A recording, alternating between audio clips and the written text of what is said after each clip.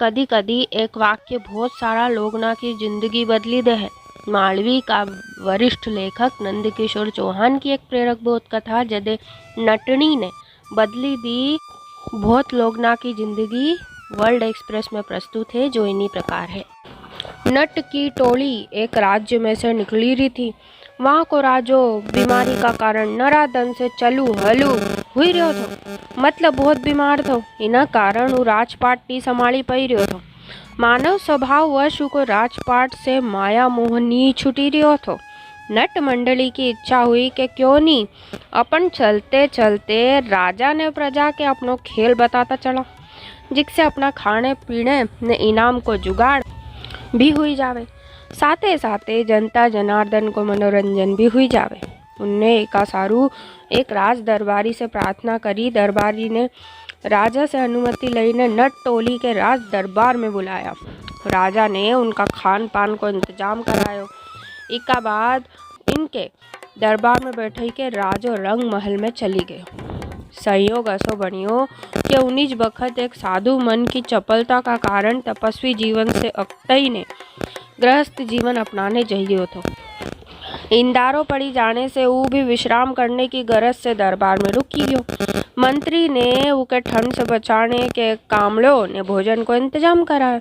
साधु के मालूम पड़ी कि राज दरबार में नट खेल बताने वालों है, तो खेल देखने सारू तपस्वी भी दरबार में रुकी गयो। सांझे बहुत इंतजार का बाद राजो राजकुमार राजकुमारी ने प्रजा दरबार में खेल देखने आया। नट ने खेल शुरू करने की तैयारी करी और खेल शुरू करियो। एक नटनी रस्सी पर करतब बताने लगी। बहुत देर तक ढोलक की थाप पे नटनी कड़ाबाजी करती थी। राजा ने कोई प्रतिक्रिया नहीं दी। ठाकी ने ढोलकिया की ढोलक पे थाप मध्यम होने लगी। यो देखी ने करतब बताने वाली नटनी बोली कि बहुत गई थोड़ी रीतु, अब मत तोड़े ताल। सुनी ने ढोलकिया ने ढोलक पे थाप फिर से तेज करी दी। नटनी की बात को गूढ़ अर्थ समझी के साधु ने दरबारी को दियो कामड़ो नट आड़ी फेंकी दियो। राजा के बड़ो आश्चर्य हुआ। दूसरी बार फिर ढोलक की थाप कम होती देखी ने नटनी ने फिर से आवाज बात दोहराई। इन्हीं बार फिर से ढोलक की थाप तेज हुईगी। अब राजकुमार ने गला को कीमती हार नट के भेंट में दई दियो। तीसरी बार जब योज वाक्य हुआ तो राजकुमारी ने अपना सुन्ना का कंगन नटाड़ी फेंकी दिया। राजा के यो सब देखी ने बड़ो अचरज हुआ। साधु राजकुमार ने राजकुमारी को यो व्यवहार राजा के कई समझ नहीं आयो। राजा ने उनका से एका बारे में जानना चाहो।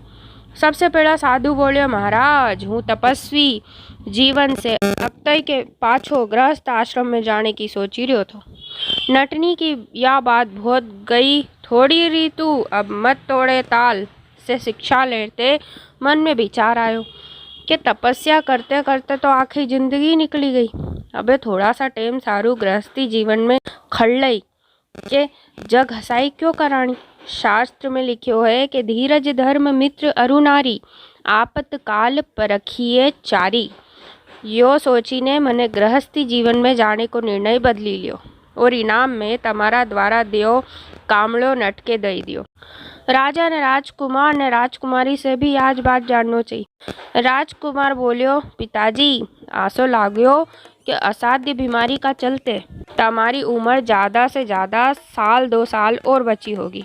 हूँ तुम्हारी हत्या करी के राजपाट हत्यानो चाहतो थो। नटनी की बात से मारे समझ पड़ी कि आखिरी जिंदगी तो निकली गई। अबे थोड़ा समय सारू पिता की हत्या को पाप ने जेल की हवा क्यों खाऊं, यो सोची ने मारो विचार बदली गयो और मने मोती को हार नट के इनाम में दे दियो। राजकुमारी बोली, पिताजी तम राजकाश ने बीमारी में ऐसा उलझा कि तुम्हारे मारो ध्यान ही नहीं रियो कि कदे मारी उम्र 24 पार करी गई। मारा मन में यो विचार आई रह्यो थो कि हूँ कोई का साथ भागीने ब्याह करी लूँ। नटनी की बात से मारे यो संदेश मिलियो कि मारा भागने से राजा राज्य ने मारी बदनामी हुई जावेगी। अबे इतनी उम्र तो निकली गई, थोड़ी कोर सही। या बात सोची ने मने सुन्ना का कंगन इनके दे दिया। यो सब देखी सुनी ने राजा की आंख पे से अज्ञान को पर्दो हटियो। राजा ने तपस्वी और नट के धन दौलत दई के विदा करिया।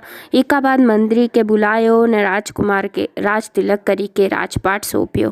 राजकुमारी का ब्याह सारू सब दिशा में दूध भेजा और बड़ी धूमधाम से ओको ब्याह करायो। आज नरा लोग जल्दबाजी में जो काम नी करनो होय ऊ भी करी लाखे। बाद में लालच को फल भुगते और ऐसा कुमार्ग पे चलीने लोग के माया मिले न राम हाथे पड़ले कई भी नहीं आवे और उल्टी मुसीबत गले पड़े है। लोग के यो नहीं भूलना चाहिए कि माली सींचे सो घड़ा ऋतु आवे फल होय। सब काम समय आने पर होय है। ऐसा संकट का समय धैर्य धरना चाहिए। कहवे है कि सब्र को फल तो हमेशा मिठो रिया करे है। जय सिया राम।